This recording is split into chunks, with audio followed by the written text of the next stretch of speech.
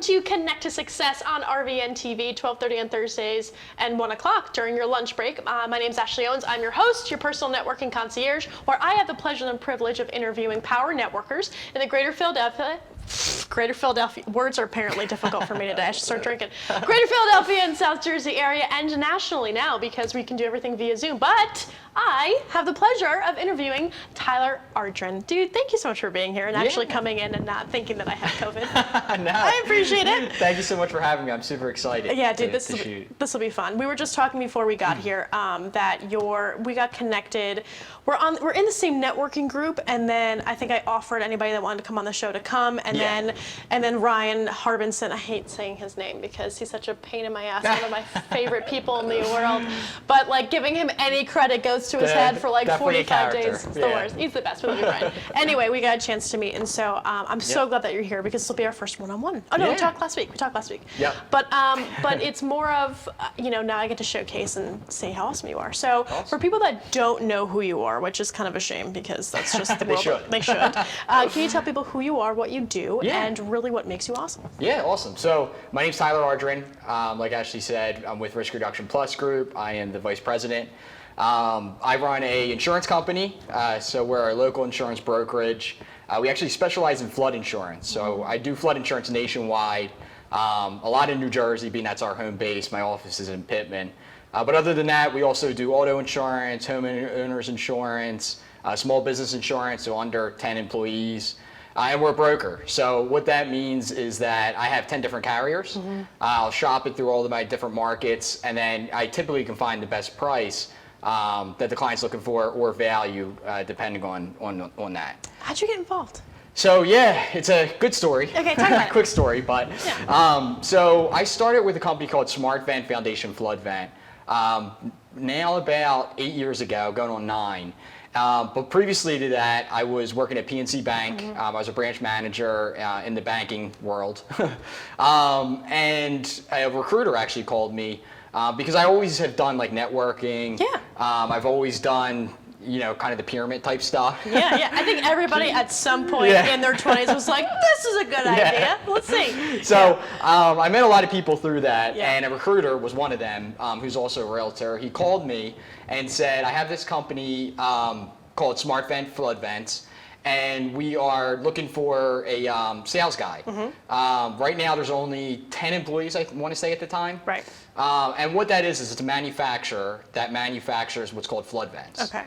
So these flood vents are required if you're in a flood zone. Okay. So if you go down the shore, you'll see these stainless steel vents all along the garages and stuff. Oh. That's our vents. Oh, nice. We have a 90% market share. Oh, no kidding. So that's a nationwide product. And so I went to the interview, met my mentor, who's still my mentor today. Yeah. He's one of the owners of the company. And he told me about this flood vent concept, and me probably telling you right now, you're like, what the heck is this guy talking about? I mean, the flood vents I feel like are really important, like not losing your house. Yeah, to protect the house. Yeah. But when you first hear it, you're kind of like, what? I'd never heard of that. Yeah. But every house needs it. Yeah. So after hearing the story, and what really hooked me was he told me, I used to work at a big company. This is him telling me. Yeah.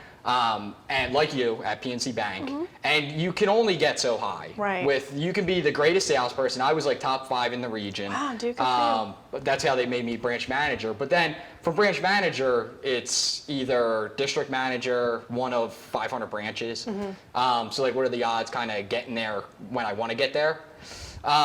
So he said, this is a small company. We have 10 to 15 employees today, but we're growing. Right. So I said, listen, I already left PNC once for another bank, and they took me back. Yeah. So I said, might as well take a chance, kind of thing. These opportunities don't come all the time. So I started with Smart Vent. Went about till 2014, so I guess 2 to 3 years, doing inside sales, crushing the phone, doing all that stuff. And at that point, they wanted to open an insurance agency because these flood vents save people flood insurance. Got it. So we said, we're saving people flood insurance. We're finding insurance agents don't know anything about flood insurance. No, they just know how to sell the product. Right. So we are telling them what to do right now. So why don't we open an insurance agency to be able to offer flood insurance? Oh, no kidding. And show people, if they put our vents in, this is how much you'll save off your flood insurance. Wow. So now we can sell the events easy, sell the insurance easy. Wow. So we opened the agency in 2014. I was the first agent that was under that company, which, again, being that small company, today SmartVent has over 40 employees. Wow. My company, Risk Reduction, I'm part owner now, and I have 6 people on my staff. Wow.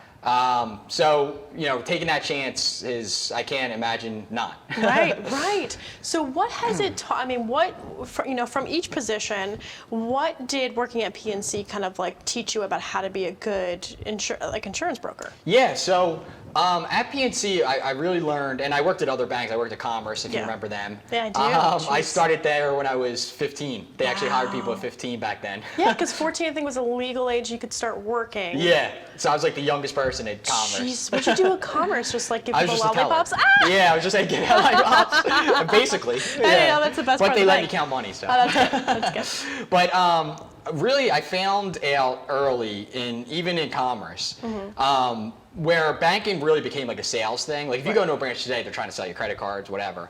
And when I started in banking in the mid to early 2000s, that's when they started coming up with, we got to start selling. We can't just be a deposit, kind of bank. There's no banks that do that no more. Right. So they, Commerce was coming out with credit cards and all that stuff. And what I started doing was just asking customers, hey, do you have a credit card? Did you want to sign up? 0%? Right. And what I found was being around other people that were all older than me. I've always been around, I've worked full time since I was 18. Yeah. So I've always been around people that were older than me. And I was finding, they're not getting sales because they're not even asking. Right. I'm like, is that all it takes? Right. So what I did was I would ask every single person, and I was top sales for credit cards. I'd go to PNC, did the same thing. And I guess the biggest takeaway, and what really kind of got me to where I am today as an insurance broker, is that you just have to ask. Yeah. You can't be afraid. You have to be able to talk to people. And that's really what I learned, is that what sets me apart from other salespeople is that I'll just be upfront and ask the person. If he says no, he says no. What bad could happen from that? Right. But what good could happen from that is now I'm getting an opportunity that person didn't even ask for. Right. And I feel like that there's an art of asking, right? So like there's the 50-cent ask versus the $50 ask. It's a 50-cent ask is kind of going through and saying, here's some things that, that are offered to you that can, you can do this and here's why. Yep. The $50 ask is saying like, hey, take all these credit cards that you need because of blah, blah, blah. It becomes like such a bigger ask for that person to make a decision. Right. But I feel like in networking, when you have, an opportunity to work with somebody on a strategic partner level, those asks are very, very different. Right. And there's a finesse. There is a less salesy kind of attribution to it. So what do you think has been the biggest lesson you learned? Because you're in sales right now, and sales and networking hang out at Christmas and Hanukkah, right? Yep. They don't, they're like cousins, right? Yeah. Part of the same family, but one's a little weirder than the other, Yeah, and one's drinking a little bit too much. But at least, but they're family. So in that space, what have you learned that in sales that had kind of crossed over to your own networking style that makes you less of that, like, particular salesperson? Yeah, like the hypocritical the BS. used car salesman type thing. Right, and plus because you don't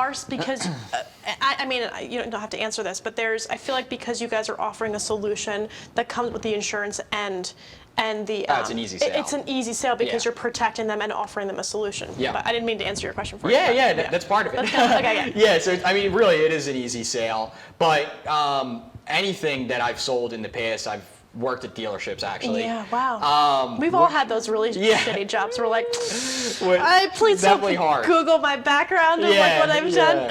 A lot of hours and stuff. Yeah. But I actually enjoyed it too, because no matter what you're selling, you have to look at it as you are selling a solution. And to answer your networking piece, I'm not really talking to clients anymore other than bigger clients. Got it. The smaller clients, I give that into my insight staff, and I'm doing primarily the networking. And what I found was really, if you're just trying to help someone, which I do naturally anyway, I like to help people. And if I'm, say, talking to a networking partner, I always try to find out what they want, what they're looking for. Find out more about their business. Because if I can link them up to somebody, as, say, a waiter analogy, if I'm waiting on them and giving them what they're looking for, naturally they're going to want to return the favor. Absolutely. And if they don't, maybe I'll still be nice because I can't be mean to someone. Of course, yeah. But I'll like, still say hi and all that stuff. Where are you But from? so I'm from South Jersey. Okay, you're from South Jersey. Yeah, Okay. Everybody says about my accent. Well, the thing is like when I get angry, I go into what you do. That's just and that's why. But I'm just always passionate. That's what I'm saying. It's like there's a passion that comes from you. I'm like, either you're really close to me or like further west. Like it's either on. But I think, but again, that is such it's such an interesting thing is that you're only talking to bigger clients, right? So like your networking is actually what your job is now is to maintain those relationships and to nurture. So in your business, where, who do you work well with? Who's a good strategic partner for you? But really, let's go back. When somebody calls you up, what problem are they typically having? Yeah, so from a client standpoint? From a client standpoint, From a client standpoint, it's usually they're paying a high flood insurance cost. They're paying a high, general liability insurance cost. They don't even know what they're covered for. Yep. Normal kind of insurance stuff that you would relate to. You have auto insurance, you're paying $300 a month, and you're like, I need to save money. Yeah. And then that's usually when they'll reach out to me. I'll pass them along depending on the size client. If it's a business, I'll handle it. If it's like a condo association, which you see a lot down the shores, the bigger ones I'll handle. Nice. But if it's like just a homeowner, I'll pass them over to my agents inside. They're inside almost 24/7, just quoting people. Right.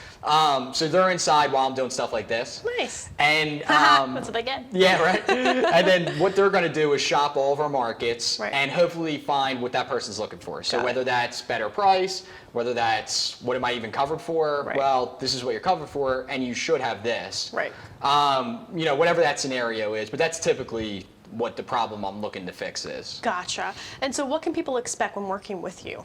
You specifically, not your firm, but you specifically. Yeah. So I like to think that my firm is me. Is you? Yeah. They better be doing what I'm doing too. Right. But the biggest thing that I've also learned is that just talking to either networking sources, because realtors and mortgage reps are a big piece in my business. I actually have my part-time real estate license. My mom owns a real estate company down in Mulga Hill. So I've been in the industry since I was in banking. Extremely knowledgeable about what you're doing. Yeah. And when someone's buying a house, they need insurance. So whether that's flood insurance, homeowners insurance, it depends where they're at, but they need insurance. So typically a lender or a realtor, once I kind of form that relationship, will start sending over their clients. Right. And that's our biggest, referral source. And what I found was just picking the phone up, realtors say, call me right now. Right. If I don't pick up, when I get to the car, I'm going to call them back. Of course, yeah. And what I hear all the time, which is crazy, is that, I've been trying to get a flood insurance quote from this agent that we usually go to, and it's been a week already. Oh, geez, that's long for... Yeah, it's insane. So I think just answering the phone, if someone calls you, call them back the day off. Yeah. Like easy stuff that is super teachable that I teach my staff, but I'm mesmerized that responses, you called me back fast, or thanks for picking up. It's like, isn't that, what you do? So when we return, we're going to talk to you more about your tactical tips and practical takeaways in networking and some of these awesome skills that you have based off of all the knowledge that you have in your industry and how networking has pushed it to the next level. So we'll be right back. Stay tuned.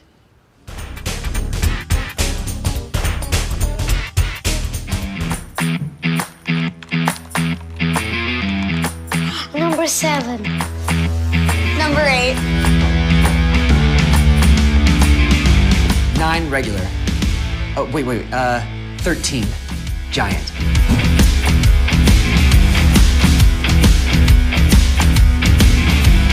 The usual?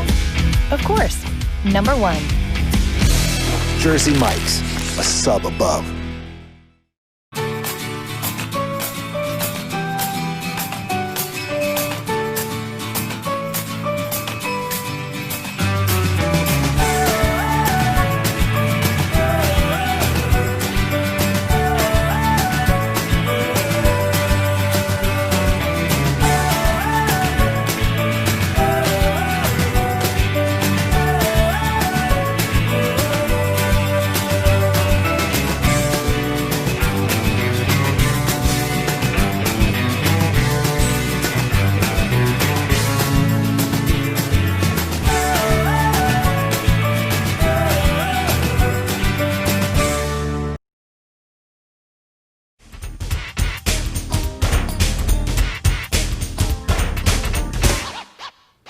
everybody, and welcome back to Connected Success with me, Ashley Owens, your personal networking concierge. I am here with Tyler, and we're talking about insurance. Always fun stuff. Yeah, insurance is the greatest thing. Mostly fun stuff, fun stuff. But what I really love about what you do is that, like, you're so knowledgeable about your topic, and you're so knowledgeable about the things that you're working on, that your background, that it felt, for me, just your progress felt like a nice, easy transition. Where like, are you naturally curious? Is that like your background? Like you really enjoy that? Okay. Another thing I found out throughout my career is that, again, same going along with the sales, people are afraid to ask questions. Right. So being that I was a small company, even with PNC, I would do the same stuff. If I had a question, I'm going to ask whoever it is, the manager. Right. If I find an idea, right. Whether that's like a sales idea, like, hey, we should call these people, or we should do this, I'm going to tell that person. Yeah. Whether I'm a teller, whether I'm just a normal inside salesperson, or whoever I am. Right. I've never been afraid to kind of speak my mind, and if I think something's going to work, I'm going to bring it to their attention, and hopefully it does. Yeah, that's awesome. And so with your own networking activity, I mean, what groups have you been a part of that have been helpful? Because the world is on fire right now, and everything's virtual, and maybe people are now actually thinking about flood insurance, because it's something that they actually have time to think about, especially with the rain that we've had, and like it's like that long list of to-dos that people just don't think now to they do. can look Now into they're it. like, maybe I should redo the deck. Yeah. Oh, maybe I need some flood insurance. But tell me about some of the organizations or some of the groups that you're a part of that has helped, and some of the power partners that you've had, and in what industry. So if someone were to watch this, who a good referral source would be, both ways. So what I found useful is I'm in a ton of different networking groups, and I have the ability to do that, being how we're set up. Yeah. Which is not every industry is like that, which is really great. No, and really my industry, the insurance industry, is not like that at all. Usually I'm an insurance agent, and my job is to go get clients somehow, sell them clients, quote them clients. And my plan was to do that because that's what the insurance industry does. Right. And I found out that I'm doing, say, 70% of the business, and then my staff is only doing 30%. Right. So I say, if we can't grow that 30%, how do we grow that 70%? Right now, I'm running the company, I'm doing networking, I'm trying to get quotes in, and I'm quoting myself. Right. My time I can't do it anymore. Right. But if I just focus on the networking, and I let the guys in the office and girls do the easier part of quoting. Not that it's just not. It's you're delegating bits of the customer experience. And that was the toughest part for me, because I'm kind of a control freak. I mean, you kind of have to be for running your own business. So I'm kind of a control freak. So I was like hesitant to do it, but I'm like, if we do this, they can just do the quoting, which really I can train someone to do that. It's a computer system. Right. And I can do what to me is the easy part, is talk to people. Right. And actually get what they want, learn having those deep, meaningful business conversation questions, and kind of identifying the actual need. Yep. And then work on getting the big referrals. Right. So we grew last year when I made the switch, or now it's 2 years, 2018. We grew 100% year over year. Oh, that's great. And that was because I just did everyday networking. Yeah. So I've done the chambers, which the chambers aren't the greatest, I'll be honest. They're helpful though, with getting in front of people and kind of extending your network. Right. But what I found was the biggest kind of sources of business is more of like the real estate type stuff. So the Triple Play conference, where we go there every year. In the beginning, it was kind of just, we have a booth and we'll try to meet people. Then it became, now we're throwing parties, we're doing dinners. Which ends up being so much more of a nice collaboration, rather than just like, oh, hey, I know that you can help me with this later on when I remember. Right, and then maybe they'll call you, maybe they won't. At a conference, and conferences half the time. They have a bag full of stuff this big. Always swag. I'm like, I'm the swag hag at all those conferences. I'm like, I don't even care what you do. Coming around with pens and got stuff. Does this light up? Can I have that? Yeah, right. Then you got to hear my spiel. I know. Fine. Yeah. All right, Carl. Fine. Yeah, right. But I found that to be awesome. Yeah. I go to the Mortgage Brokers Conference every year. Nice. I'm in a BNI group. And then what I started doing was, after doing all the chambers and doing all this stuff, I started making my own networking groups. Yeah, good. So I have an investors group that, unfortunately, because of COVID, we're not doing it because it's in person, and the Zoom kind of does away with what we want. Got it. But we would do it once a month, and I actually just talked to the guy today, and we're thinking about bringing it back in the next couple of months. Nice. But we do an investor meeting where we bring out investors, we bring education to them. lenders, stuff that they need. I'm helping a lender out by getting them in front of investors. Right. I'm getting an investor in that can potentially give me business along with the lender. Right. And then I'm linking all these people up. And then other than that, I do like random coffee meetings, whether it's my own that I used to do every other Friday. Right. At like a Starbucks. I would just kind of, and I'm in a BNI group, which I love. But I wanted to do the opposite of BNI. Yeah, because it's real structure. Yeah. And that turns people off. It's either really good for certain industries or it's not so With great for insurance, others. it's easy. Yeah. I got someone that has auto insurance. Here you go. Yeah. So I can't complain about it. Yeah, of course. But I wanted to do something that was the opposite. So I started doing my own coffee meetings, inviting, I'd have like a list of 150 people in Cherry Hill area, send it out to them and say, hey, coffee on me. Yeah.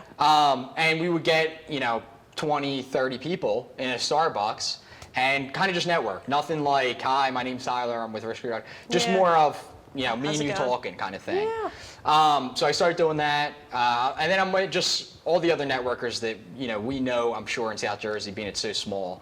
I'm in all their different groups, whether it's like a B2B group or all them different groups. That's awesome. So what has, your shift from something as structured as BNI and as a chamber, and then you decided to go on your own and push that out? Why?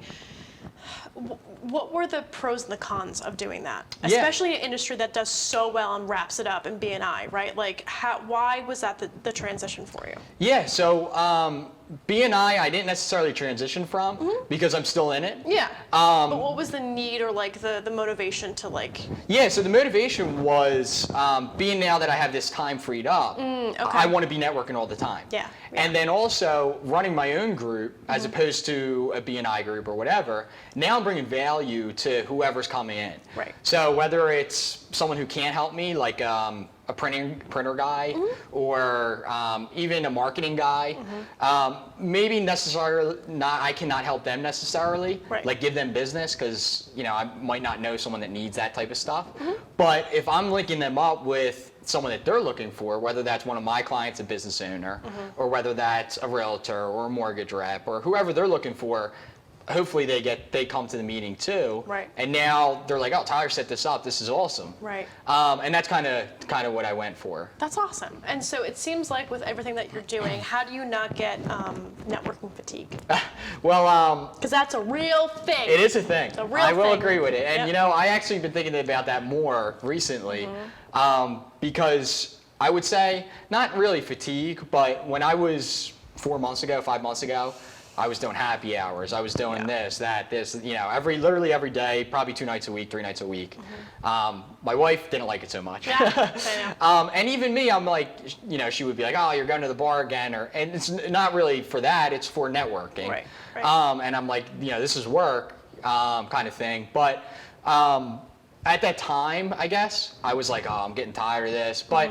I still like talking to people, so it's not like... You were still getting energy at the events that you were going to. The logistics leading up to it were definitely draining. Right. Yeah, I get it. Like I get it. driving there, I'm like, oh, another one of these. I hate this. Yeah, another one of these. There's been times, I don't know about you, but there's a couple times where one time in particular where I had worked myself so hard a couple days before I was traveling in and out of New York. Right. And I had to go to this, I was speaking at the Pennsylvania Women's Conference. Okay. And I tell a story all the time because it's like the one moment I'm like, I'm going to tell this story. Yeah. Right? So I go up and there's like this because I was a speaker, there was a speaker like happy hour beforehand. I get there about 15 minutes late, so everyone there is kind of having mix and mingle. Right. I just got off the train that afternoon from being in New York, and I was on the Mel Robbins show, so I come back in and I'm like, when a puppy gets really excited about something, they wear themselves out, like that's what I was for like 3 days. Right. So by the time I get there, I walk in and like I had done up, dressed up, whatever, go grab a glass of wine, and I looked over, I'm like, nope. Not tonight. Nope. And the best networking I probably could have done was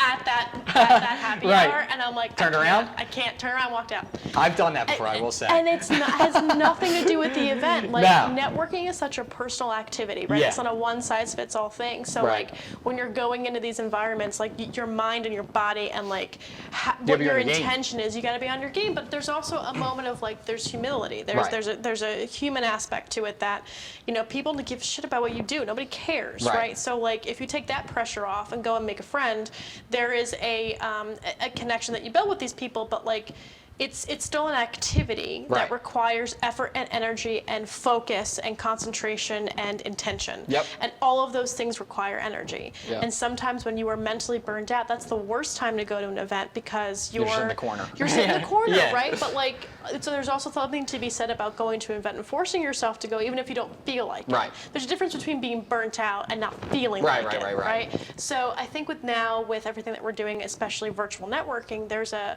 limit to. You still get fatigue because Yeah, no, definitely. you're talking every day. I've got 8 phone calls a day that I take. Yeah. I'm on 2 networking groups. It's just like. It's a lot. But if you maximize it in a way and create a process around how you're following up and how you're maintaining and nurturing, it becomes less stressful. For and sure. you don't and every process is different. Yep. So tell me about what your process is to maintain everything. Yeah, so going back real quick, I wanted to finish Oh that. yes, go ahead. So now, looking back, I'm like, I could die for like a networking event. I want Right. one so bad. Right. So if Give me a beer that I've overpaid for. so like 6 months from now when we're doing this whole thing again, Yeah. and if you come up to me, just be like, remember when it was like there was nothing, and I'll be like, I yeah. remember. It was the worst. Yeah. Yeah, but so now how I guess organize everything. Yeah. Is I just started using that calendar thing. Calendly. Which has been You're welcome. awesome.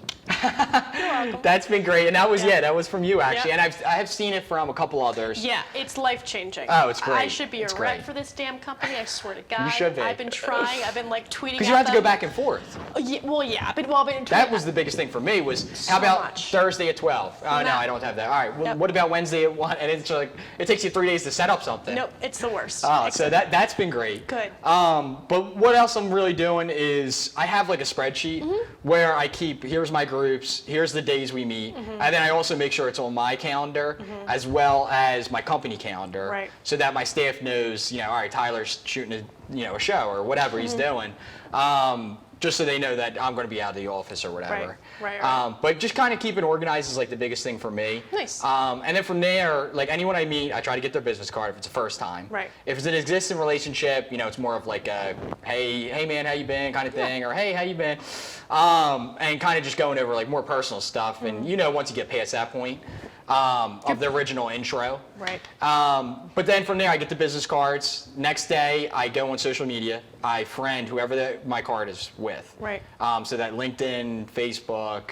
I need to get on Instagram. I'm learning here. That's all right. I'm like the youngest old person you know. Yeah, seriously. So I go on Facebook, I go on LinkedIn, I friend them, and then usually a couple days after that, I'll shoot them an email or I'll call them to set up a one-to-one. Right.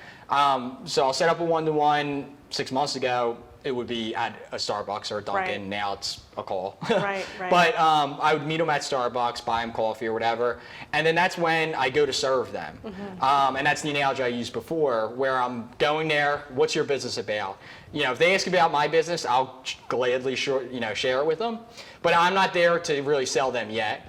And You gotta gain their trust first. Right. Yeah. So I learn what they're looking for, who they need to meet, and then using all these groups I'm in, so the chambers, all that other stuff, I try to find who they're looking for, Right. and then I send an intro email right after that meeting, Yeah. whether that's that day or the next day, Right. to show them that I have the motive and I want to help them. Right. And then usually I don't even really have to say like, hey, can you introduce me to a realtor or lender? They ask me for that. Right. Right. And it becomes way easier. Goodness. Do me a favor. 'Cause Yeah. We're done now. It goes by so fast, right? It went by fast. Can you do me a favor? Can you look into this camera right there and tell Yeah. people how they can find you? Yeah, so you can find me on social media. It's But not Instagram. Not Instagram. Yeah, Facebook and LinkedIn. It's Tyler Ardron. The E stands for Eugene, but don't call me that. Oh. Telling everybody. Yeah, I am. Because people are like, "What's that E for?" So I'm like, all right. So Tyler Ardron. My website www.riskreductionplus.com. We're on all social medias as well. My company website. And that's pretty much it. Dude, you're awesome. Thanks so much for having me. Thank you for being here, man. Yeah. Thank you, everybody, for watching Connected Success with me, Ashley Owens, 12:30, 1 o'clock on Thursdays during your lunch break. If you'd like to be a guest on the show, please reach out to Ashley at ashleysys.com. Love to have you. And make sure you tune in next week for your practical tips and tactical takeaways in networking by industry power players in the area. We will see you next week. Thank you so much. Bye-bye.